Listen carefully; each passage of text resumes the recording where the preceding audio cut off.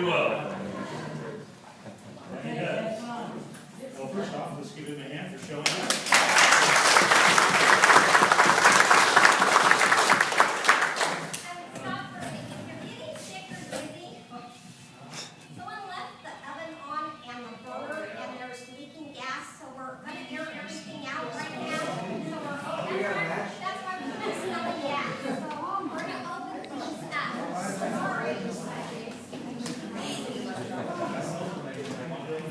Jeff has agreed to basically just have a question and answer session. We have a series of questions here, and I've read them.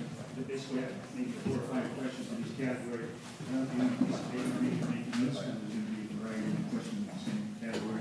But the first one is Steel trap up here. all right. As long as it's not water. Military, what can be done to change the workplace violence label to Islamic jihad, so soldiers get their due benefits? And you obviously know what that's referencing.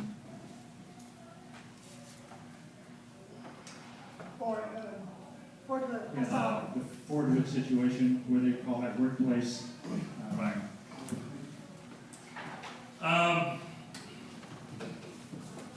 I mean, you know, Fort Hood is an American tragedy.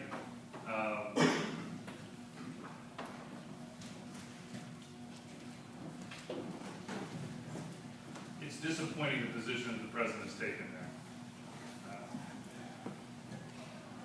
Some of these issues are very difficult for me because I serve in the county, as many of my family do. And to see the president try to twist and change the rules is disheartening. What we can do about it from a congressional standpoint, you know, we've sent a letter to the president, but that's about as far as it's gone so far.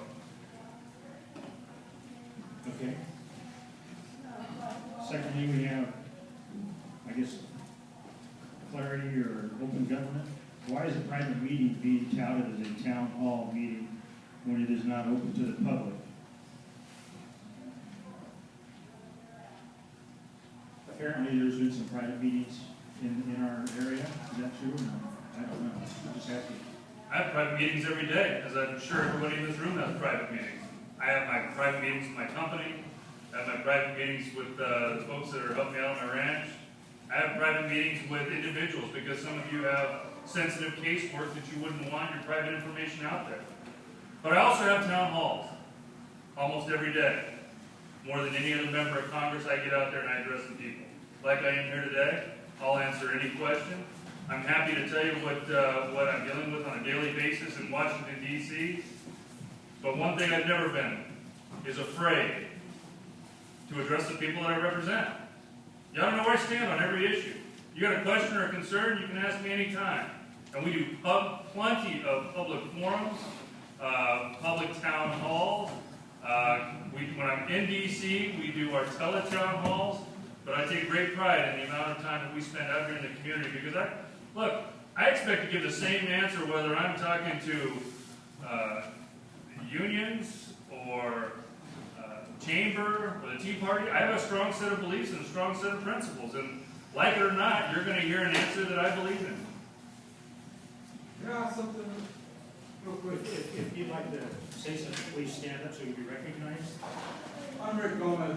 Going back to the Fort Hood deal, you said Congress has sent letters to the president and has gotten nowhere. Can't Congress hold him accountable for that in some manner? Is there a process where we can hold him accountable for that? There is a process. You know, I think that it needs to be handled under military court. Right now, it's being done through the judicial system. We're allowing the judicial system to run its course first. So is it civil or military? If it's workplace violence, would it be civil? It's supposed to be military. Yes, sir. Please stand.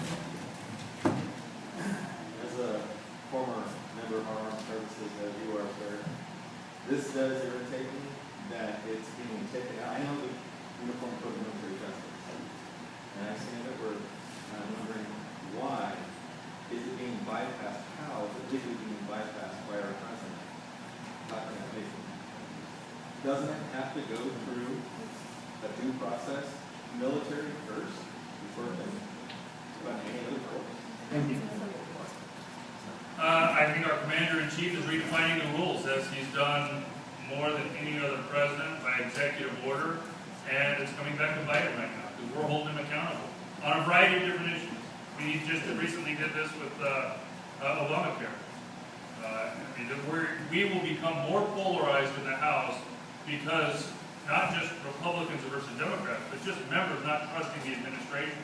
When you go against the Constitution, and you try to invoke your own set of laws that bypass Congress, you're going to get a different approach from Congress. Let me, obviously, I didn't write this, just in case I die in a car accident on the way to town hall. Somebody thought this up. They typed it up and everything. Mr. Jim, could you please tell us about your joint funding agreement with Stanislaus Republican Central Committee? And don't you think it's a little presumptive, seeing as how you have not yet been endorsed in 2014? No, I don't think it's presumptive. I'm a Republican. I work with the Republican Central Committee. It's not something I apologize for. I want to improve voter registration. We are registering more Republicans right now today than we've ever done in the past. Stanislaus County is actually a Republican county now because of the work that I've helped Stanislaus County do. Do you not want that? I mean, I assume we're mostly Republicans here, and I should not assume that. We are, it's something that I believe in, so I'm proud to continue to work with Stanislaus County. They've endorsed me in the past, I hope they'll endorse me in the future, but if they're not, I'm still a Republican who's going to get voter registration done. Well, there's a question, I guess, of legality and ethics, the second part of this. I work with a lot of attorneys, we follow the letter of the law. Look, the Democrats have attacked me for over a decade now. They tried to recall me, they attack me on just about everything that they can. We follow the letter of the law. I can donate to the Central Committee, I can raise money for the Central Committee. It's very black and white law. Is there some sort of agreement with Jeff Pack and Denim Victory Fund and RNC?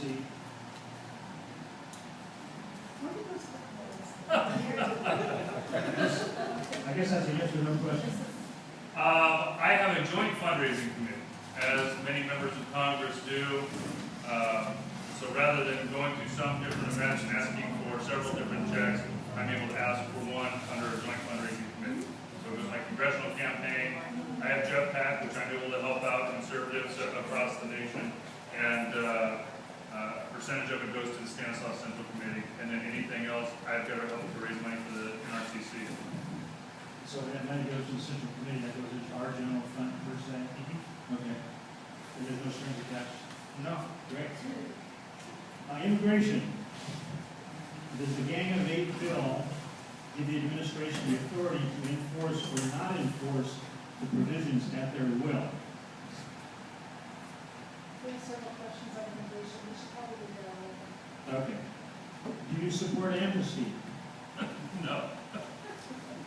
Granting amnesty to illegal immigrants will not help the country or the Republican Party, so why are you considering voting for it? Again, no. Concerning your stance on amnesty as a Republican, why should I vote for you again? If illegal immigrants win amnesty, how is that fair to the 4.5 million who are waiting to enter the state legally? And why do you think amnesty is a viable option? There's some assumptions there. Apparently there is, so let me be very clear. No, I don't support amnesty.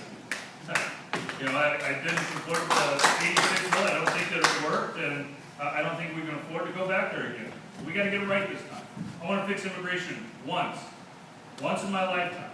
I want to do it the right way.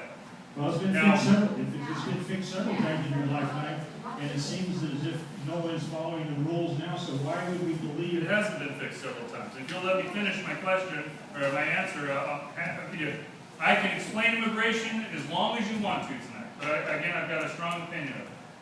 Now, I haven't introduced the Enlist Act. I believe that an immigrant should be able to serve in our military. Now, some want to call that amnesty.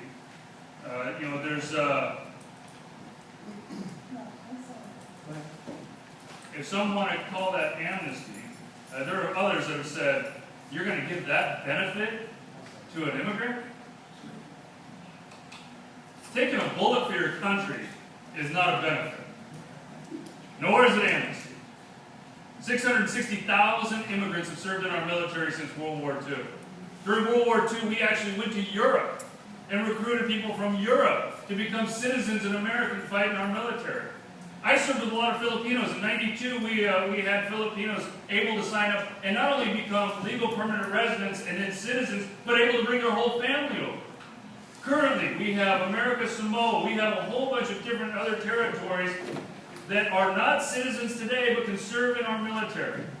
Is that in the law? My thought is, and my bill is, if you can pass a background check, if you can speak English, if you've gone through our schools, and you want to take an oath to our Constitution and be willing to put your life down for this country, yes. If you want to call that a path to citizenship, then so be it.